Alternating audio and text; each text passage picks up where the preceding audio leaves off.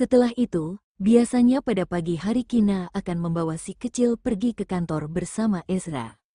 Siang hari setelah pulang ke rumah untuk makan siang, Kina akan tidur siang bersama si kecil. Sehabis tidur siang, Kina bangun untuk menyusui si kecil, kemudian menjaga si kecil selama kurang lebih 2 jam. Biasanya Ezra akan pulang kerja jam segini.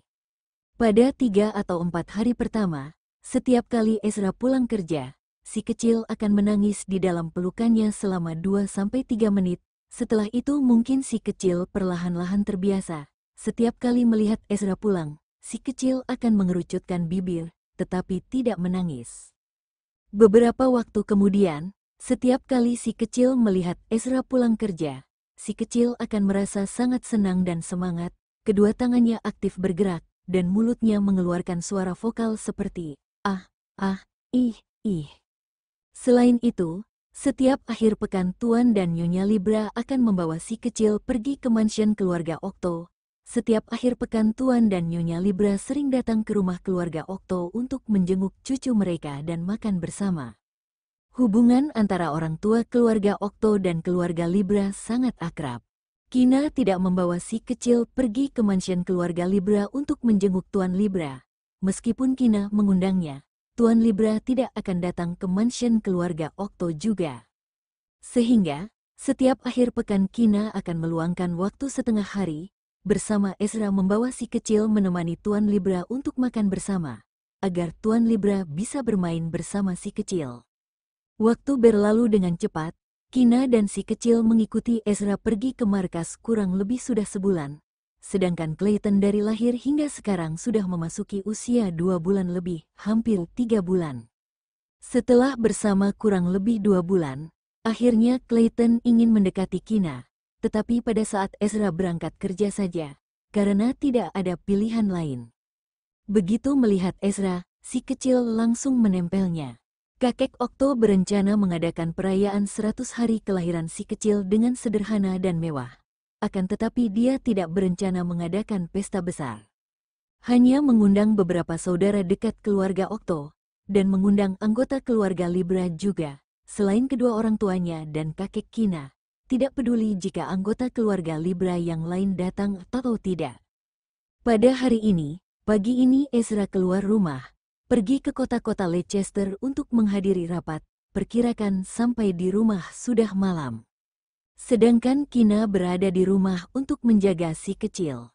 Setelah sarapan, Kina menerima panggilan. Begitu Kina melihat layar ponsel, panggilan dari Ibu Tias, setelah merenung sejenak, tetapi pada akhirnya tidak menjawab panggilan. Kurang dari 2 menit setelah ponsel berhenti berdering, kemudian berdering lagi. Kina meragu beberapa detik, kemudian menjawab panggilan tersebut, dan bertanya dengan nada acuh tidak acuh, "Halo. Ada apa Nyonya Libra? Aku hanya ingin memberitahumu. Pagi ini kakek tiba-tiba pingsan di rumah. Meskipun sudah diselamatkan dan terlepas dari bahaya, namun belum sadar." Ibu Tias berkata dengan nada dingin dan cuek, "Kakek di rumah sakit mana?" Kina langsung memotong pembicaraannya, bertanya dengan cemas. Setelah Byron memberitahukan nama rumah sakit dan nomor kamar, tidak memberikan kesempatan kepada Kina untuk berbicara, langsung mengakhiri panggilan. "Judith, segera antar aku ke rumah sakit."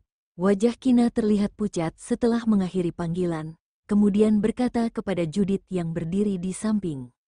Melalui percakapan Kina dan Brion, Judith dapat menduga alasan kenapa Kina ingin pergi ke rumah sakit. "Aku tidak dapat mengantar Nyonya muda kedua keluar dari markas tanpa izin. Jika Nyonya muda kedua ingin pergi, mohon Nyonya muda kedua memberitahu Tuan muda kedua, meminta persetujuan dengannya." Judith berkata dengan nada dingin. Terakhir kali Nyonya muda kedua pulang ke mansion keluarga Okto tanpa persetujuan, Judith dimarahi oleh Tuan muda kedua. Sebenarnya bukan karena dimarahi, tetapi dia mengkhawatirkan keselamatan Nyonya muda kedua. Setelah mendengar kata-kata Judith, Kina bergegas mengambil ponsel untuk menelpon Ezra. Setelah menelpon 2 kali tidak ada yang menjawab, Kina lanjut menelpon ketiga kali, berpikir jika ketiga kali Ezra tidak menjawab panggilan, maka dia akan memaksa Judith untuk mengantar dirinya pergi ke rumah sakit. Begitu Kina menelpon ketiga kalinya, Ezra langsung menjawab, "Kina, apa yang terjadi?" Ezra bertanya dengan nada rendah, berpikir bahwa Kina terus menelpon dirinya, mungkin punya urusan yang mendesak. Kina berkata dengan nada suara cemas, "Ezra, Ibu Tias baru saja menelpon dan beritahukan aku, tadi pagi kakek pingsan di rumah, sampai sekarang masih belum sadar di rumah sakit. Aku ingin meminta Judith mengantar aku ke rumah sakit untuk menjenguk kakek." Di dalam ponsel, Ezra terdiam beberapa detik. "Kina, kakek di rumah sakit mana?" Ezra bertanya dengan penuh hati-hati. Setelah mendengar pertanyaan Ezra, Kina langsung memberitahukan nama rumah sakit kepadanya. "Kina, jangan panik. Aku menyelesaikan pekerjaanku dulu. Nanti aku menelponmu lagi, boleh?" "Secepatnya, kamu jangan khawatir." Ezra berdiskusi dengan Kina dengan nada halus. "Baiklah." Kina berpikir mungkin dirinya sedang sibuk, meluangkan waktu untuk menelpon dirinya. Kina tidak bisa menahan diri dan berkata, "Secepatnya, jika tidak sempat menelponku, kamu kirim pesan untuk Judith saja. Minta dia antar aku ke rumah sakit saja." "Iya, aku tahu." Setelah selesai berkata, Ezra langsung memutuskan panggilan, kemudian menelpon ke nomor lain. "Segera lacak apakah Tuan Libra sedang dirawat di rumah sakit XX.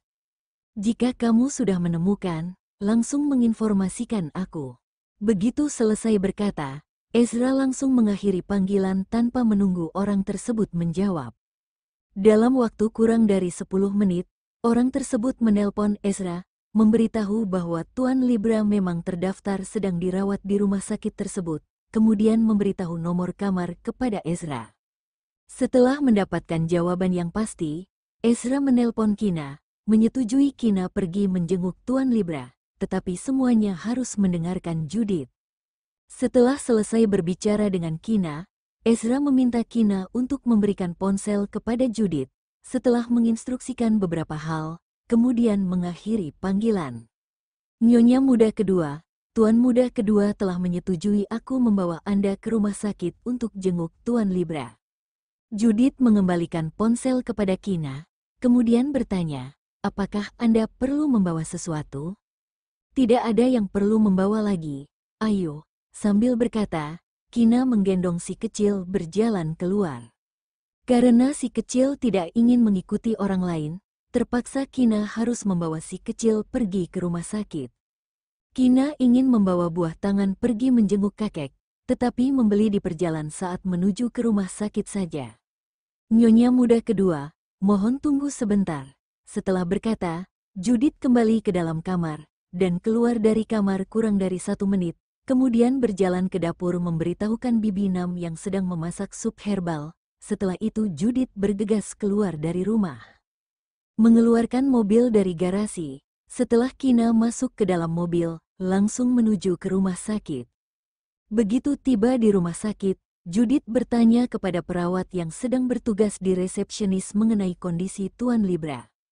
Meskipun keluarga Libra tidak dapat dibandingkan dengan keluarga Okto, tetapi keluarga Libra merupakan keluarga terkenal di kota Leicester. Bagaimana mungkin para perawat tidak tahu?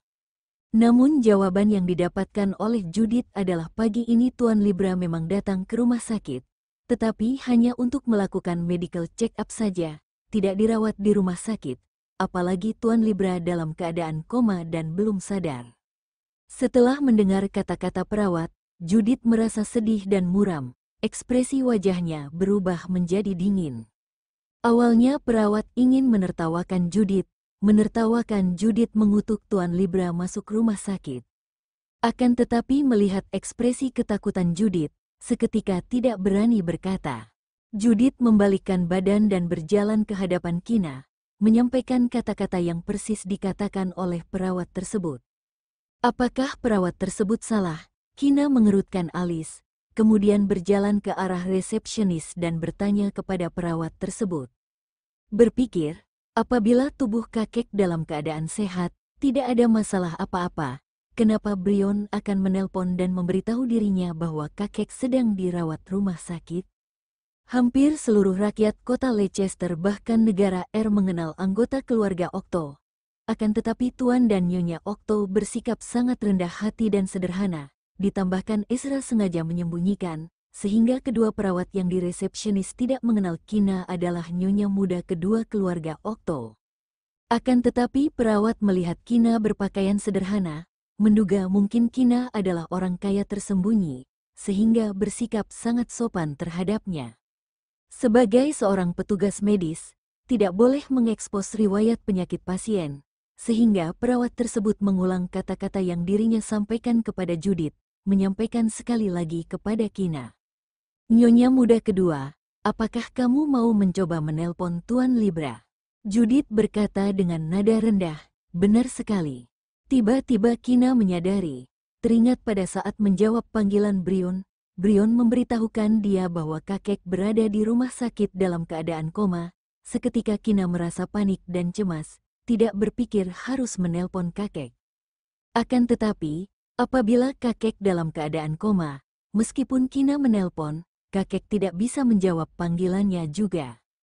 Kina duduk di kursi koridor, kemudian mengeluarkan ponsel dan menelpon Tuan Libra. Panggilan tersambung, akan tetapi tidak ada yang menjawab. Kina mencoba beberapa kali, hasilnya tetap sama. Judith mengernyit, kemudian berkata dengan nada rendah, Nyonya muda kedua, ayo kita pulang dulu. Mengingat kata kaya Brion, dan sekarang tidak bisa menghubungi kakek, hati Kina merasa sangat khawatir. Tetapi, tidak ada tetapi, Judith langsung memotong pembicaraannya, mengerutkan alisnya, dan berkata, tua kedua sudah pernah bilang, jika sudah keluar dari markas nyonya muda kedua harus mendengarkan arahan aku, kita pulang dulu. Mengenai masalah Tuan Libra, aku akan lapor ke Tuan kedua, mencari tahu secepat mungkin. Kina meragu sejenak, tidak menyerah dan terus menelpon Tuan Libra. Sedangkan Judith langsung melapor kepada Ezra. Setelah itu, Ezra menelpon Kina, Kina, sekarang bersama Judith kembali ke Mark. Aku akan meminta orang untuk mencari tahu keberadaan kakek. Kamu pulang ke markas dulu. Suasana hati Kina terasa sedih dan khawatir, dan tetap menyetujui. Oh, aku tahu. Berikan ponsel kepada Judith. Aku ingin berbicara dengannya. Hati Ezra terdapat perasaan cemas dan khawatir yang tidak dapat dihilangkan. Ezra memijat dahi dengan kesal, dan berdoa di dalam hati, semoga tidak seperti yang dia pikirkan. Kina menyerahkan ponsel kepada Judith. Ezra ingin berbicara denganmu. Tuan kedua, apa yang bisa aku lakukan? Kamu harus mengantar nyonya muda kedua dan tuan muda kembali ke markas tanpa terluka sedikitpun. Satu hal lagi, hati-hati di jalan. Baik, tuan kedua. Setelah mengakhiri panggilan, Judith menyerahkan ponsel kepada Kina, kemudian membawa mereka berdua pergi dari rumah sakit. Pada saat tiba di pintu masuk rumah sakit, Judith sebagai seorang penjaga Tanei merasakan sesuatu yang melintas di depan matanya. Pada detik berikutnya, Judith berteriak, lindungi nyonya muda kedua. Selanjutnya, Judith bergegas menutupi Kina dengan tubuh yang tinggi dan gagah, melindungi Kina dan si kecil dengan kedua tangannya, dan bergegas bersembunyi di tiang yang di belakang. Kina belum mengetahui apa yang terjadi, melihat 2-3 orang yang tidak jauh di sini tergeletak dalam keadaan bersimbah darah seketika. Orang-orang yang di sekitar berlari keluar sambil menjerit histeris karena ketakutan. Sedangkan beberapa pengawal tinggi dan gagah yang mengenakan pakaian hitam melindungi Judith dan Kina di belakang mereka. Judith, apa yang terjadi? Ekspresi wajah Kina terlihat pucat, dan bertanya dengan nada suara bergemetaran. Karena sebelumnya Kina tidak pernah menghadapi situasi seperti ini, punggungnya bersandar pada tiang. Kedua tangan yang menggendong si kecil terus bergemetaran, sedangkan Judith berdiri di hadapannya, melindungi dirinya dengan integritas. Penembakan, Judith menjawab dengan ekspresi wajah datar dan singkat. Penembakan, setelah mendengar, ekspresi wajah Kina menjadi pucat. Teringat sebelumnya pernah melihat banyak insiden penembakan di dalam berita. Semuanya disebabkan oleh teroris, melukai banyak orang yang tidak bersalah. Judith mengamati situasi yang di sekeliling dengan tatapan dingin. Melirik seorang penjaga Tanei mengendarai mobil dan berhenti depan pintu masuk, Judith langsung memerintah, Ayo, mengawal nyonya muda kedua masuk ke dalam mobil. Semakin lama di sini, apabila mereka menambah jumlah pasukan, maka kondisi pada saat itu akan menjadi sangat kacau, mungkin akan melukai lebih banyak orang yang tidak bersalah. Nyonya muda kedua, serahkan si kecil kepada aku dulu. Begitu Judith selesai berkata, tidak menunggu Kina menjawab, dia langsung menggendong si kecil, satu tangannya lagi merangkul bahu Kina, membawa Kina pergi meninggalkan rumah sakit. Perjalanan tersebut sangat singkat, namun Kina merasa perjalanan tersebut sangat panjang. Mereka menggunakan peredam senjata, melihat 7 atau 8 penjaga Tane dengan setia mengawal dirinya masuk ke dalam mobil. Terdapat 2-3 penjaga Tane terkena peluru, namun tetap bertahan untuk melindungi dirinya sendiri. Pikiran Kina menjadi kosong, air mata tidak berhenti mengalir, merasa ketakutan, terima kasih dan rasa pilu. Setelah Judith mengantar Kina masuk ke dalam mobil tanpa luka, kemudian menyerahkan si kecil yang sedang menangis ke dalam pelukannya, bergegas duduk di kursi pengemudi dengan lincah, menyalakan mobil, dan langsung pergi. Terdapat 2 mobil penjaga Tane mengikuti mereka dari bagian depan dan belakang. Pada waktu yang sama, Judith menelpon Ezra, memberitahukan kejadian tadi secara rinci kepada Ezra. Kina duduk di belakang, berusaha menenangkan dirinya sendiri, sambil menyusui, sambil menenangkan si kecil yang sedang menangis. Namun, si kecil bukan ketakutan karena kejadian tadi. Bagaimanapun bayi yang begitu kecil, masih belum mengerti apa-apa. Alasan mengapa si kecil menangis histeris hanya karena Judith yang menggendongnya, terpaksa meninggalkan pelukan ibunya. Setelah kembali ke dalam pelukan ibunya, dan ditambahkan dengan ASI, beberapa detik kemudian langsung berhenti menangis. Kina mengelus rambut halus si kecil dengan lembut, bersyukur si kecil tidak ketakutan karena kejadian tadi. Namun, selain dirinya dan Ezra, siapa yang menemukan kejadian seperti ini pasti akan menangis, sangat tidak berdaya. Insiden penembakan yang di pintu masuk rumah sakit, Kina masih merasa ketakutan. Di kota lain, setelah mendengar Judith menceritakan kejadian tadi, Ezra berkeringat dingin, langsung menelpon Kina. Kina, apakah kamu baik-baik saja? Ezra bertanya dengan cemas.